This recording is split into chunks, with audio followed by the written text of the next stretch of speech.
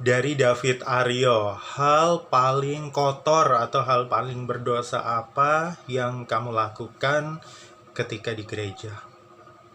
Aku pernah sange di gereja. Ya. But it was a long time ago. It was a long time ago. Ya, mungkin main HP waktu khotbah, ketiduran waktu doa syafaat itu hal-hal yang biasa ya.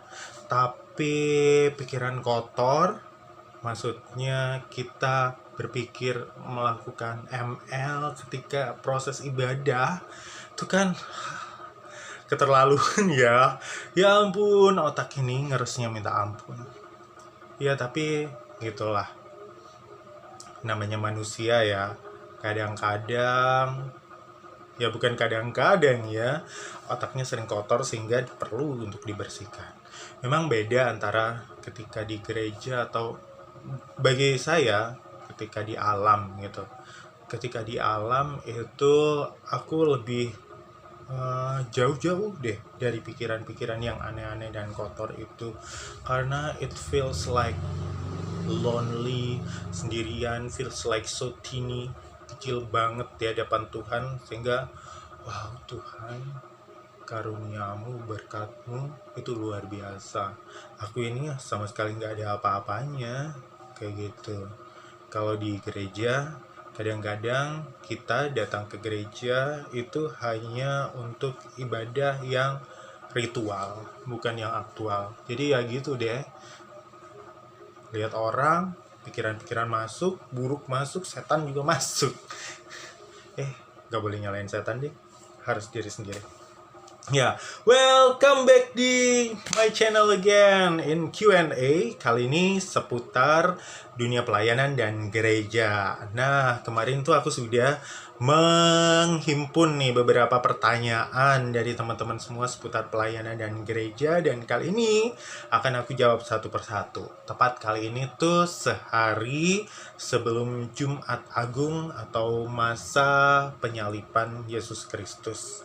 Malam biasanya itu adalah supper ya, atau sekarang disebut dengan istilah Kamis Putih.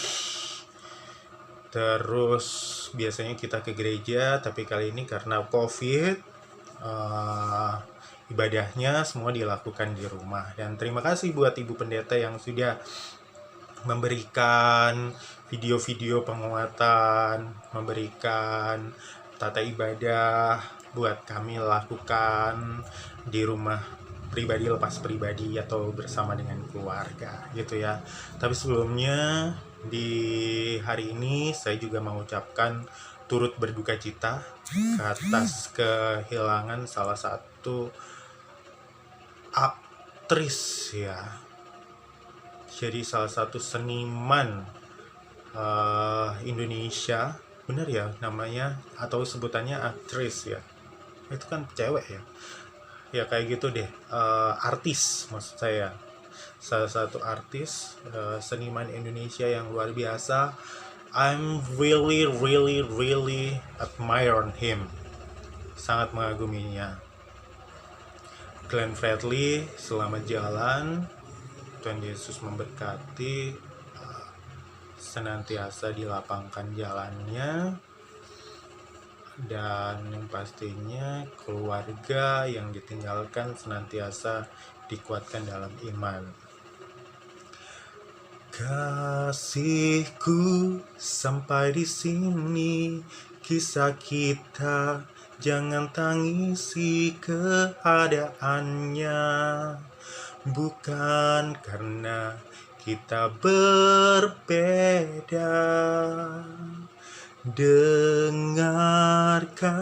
Dengarkan lagu ini, curahan hati. Na na na na na na na na na, berakhir di bulan April. Ya pokoknya kayak gitu deh lagunya. Udah nggak ada lagi Glenn Fredly, sosok yang saya kagumi, yang nyanyinya tuh pokoknya sesuatu banget.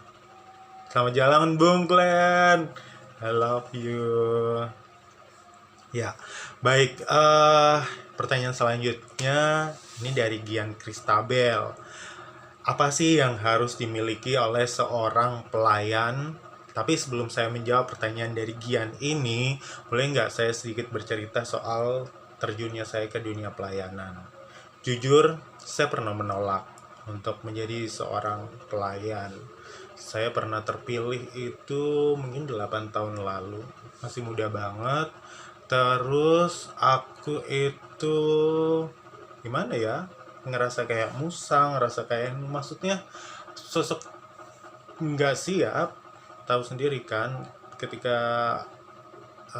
aku terpilih itu, aku membayangkan kan apa ya yang harus dilakukan oleh seorang presbiter, kan melayani. Yang paling takut tuh adalah untuk berdoa dan khotbah. Dua hal ini yang amat sangat menakutkan ketika terpilih seperti itu. Tapi syukurlah mungkin perjalanan waktu ya dan proses kedewasaan. Teman-teman mungkin bisa sebentar, aku mungkin sudah menceritakannya di sini ya.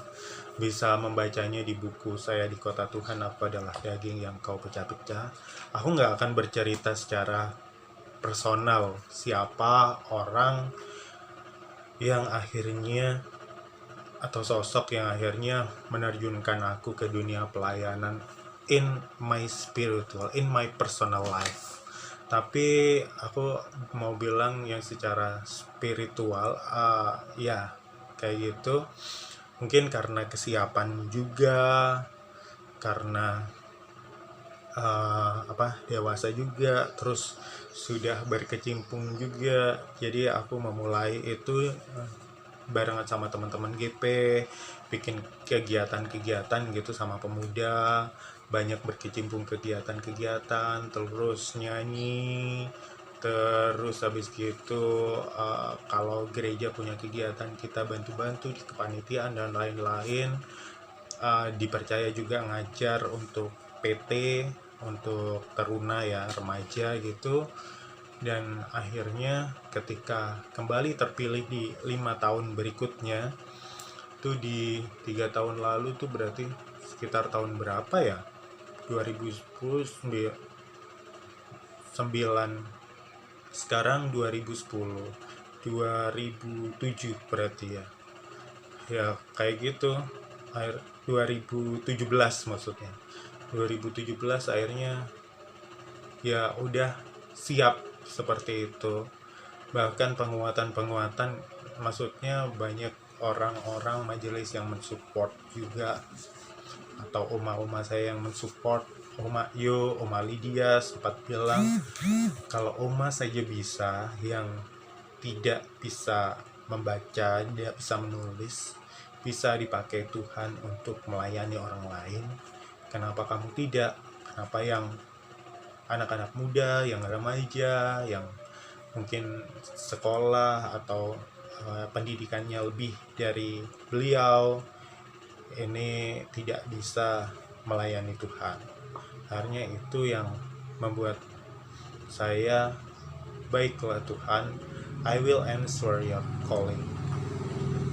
Kayak gitu. Tapi sebelum itu juga jujur ya, juga sempat bukan menyaksikan, tapi seperti menantang dalam tanda kutip. Aku bilang gini sama Tuhan, Tuhan coba deh kasih aku pertanda jika aku memang harus jadi pelayan Tuhan, duduk di kepengurusan atau di majelis, kasih aku pertanda kayak gitu.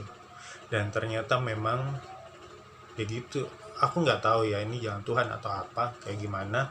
Tapi ketika proses pemilihan, namaku muncul paling atas sendiri, dengan dukungan suara yang paling banyak sendiri dari jemaat di sektor pelayananku dulu di Hosiana. Seperti itu. Jadi begitulah ceritanya. Bahkan ketika masa bimbingan-bimbingan, aku paling ingat aku sempat menangis ketika berdoa. Jangankan waktu berdoa penguatan sebelumnya ya, diteguhkan pun itu nangis, masih penuh tanda tanya yang bertanya, wah ini kenapa aku sih Tuhan, kayak gitu. Ya mungkin itu juga sebagai pengingat ketika sekarang kita, saya pribadi gitu, aku sendiri jadi malas dan lain-lain. Aku mungkin cukup mengingat memoriku soal itu tadi. Aku sempat nangis, aku sempat, ayo Tuhan kuatkan aku, bisa. Termasuk ketika misal dalam pelayanan kan tidak semua yang lurus-lurus aja, ada permasalahan, ada kendala, misalkan nggak cocok sama ini, atau ada yang rewel, ada yang banyak maunya, termasuk mungkin saya yang banyak maunya. Aku tinggal kembali pada pengalaman aku sendiri yang nangis di rumah Bu Pendeta pada saat terakhir, penggembalaan terakhir, kayak gitu ceritanya. Shit. Sedih. Ya udah deh, menjawab pertanyaan Gia. Hal apa yang harus dimiliki seorang pelayan? Aku rasa jawabannya adalah mata yang mau melihat, telinga yang mau mendengar, terus tangan yang mau berkarya dan membantu orang lain. Tapi lebih dari itu semua, yang pasti menjadi seorang pelayan itu harus punya hati yang besar dan penuh cinta. Karena dengan kecintaan itu we can overcome all those problems that happen in, ya, di pelayanan kita, in ourselves kita gitu kan. God bless me. Ya kayak gitu, Gian, mudah-mudahan bisa menjawab pertanyaannya. Dan terakhir ini dari Bagus Astantia yang bertanya, sama sih, apa sih yang harus dimiliki oleh seorang pelayan di era 4.0? Nyambung ya mungkin. Di era sekarang, mungkin yang harus dimiliki seorang pelayan adalah kemampuan atau penguasaan teknologi informasi. Karena memang era sekarang tuh nggak bisa lepas dari hal-hal tersebut. Apalagi dengan wabah pandemi COVID ini, di mana semua aktivitas berkumpul itu dilarang karena membahayakan orang lain.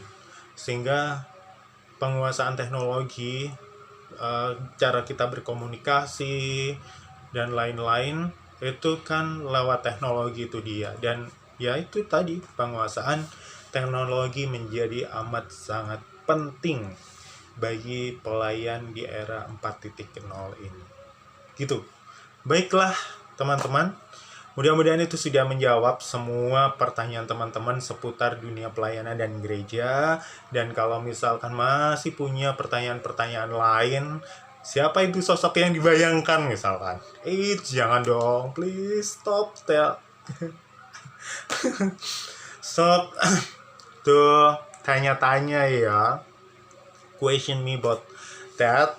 Dan pokoknya yang pasti buat teman-teman semua, supporter saya, subscribe, like, nyalakan loncengnya.